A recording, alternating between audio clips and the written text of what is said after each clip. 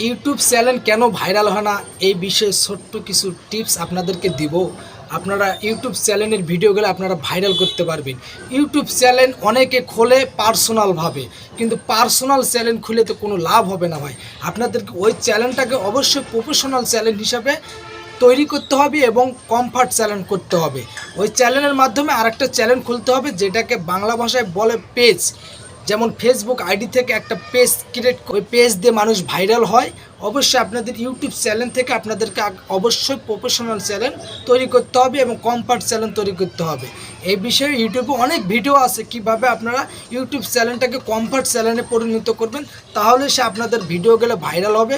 অবশ্যই video viral করার আগে প্রত্যেকটা জিনিস আপনাদেরকে ভালোভাবে জানতে হবে। ইউটিউবের গাইডলাইন সম্পর্কে আপনাদেরকে বুঝতে হবে। ইউটিউব গাইডলাইনে কোন কোন ভিডিও আপনারা আপলোড দিতে পারবেন, কোন কোন ভিডিওগুলো আপলোড দিতে পারবেন না। আপনারা যখন কাজ করবেন, পুরান হবেন, তখন আপনাদের অভিজ্ঞতা এমনি চলে আসবে। আপনারা ভিডিও ভালো আপলোড দিতে পারবেন এবং ভালো ভালো কন্টেন্ট তৈরি করবেন।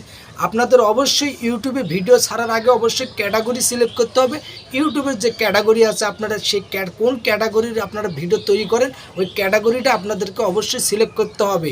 ইউটিউবে ক্যাটাগরি সিলেক্ট করলে আপনাদের ভিডিওগুলো ভালো হিট করবে, ভালো ভিউ আসবে, ভালো পরিচিত অর্জন করতে পারবেন এবং মনিটাইজেশন পাবেন। মনিটাইজেশনের মাধ্যমে আপনাদের টাকা পকেট পর্যন্ত চলে আসবে।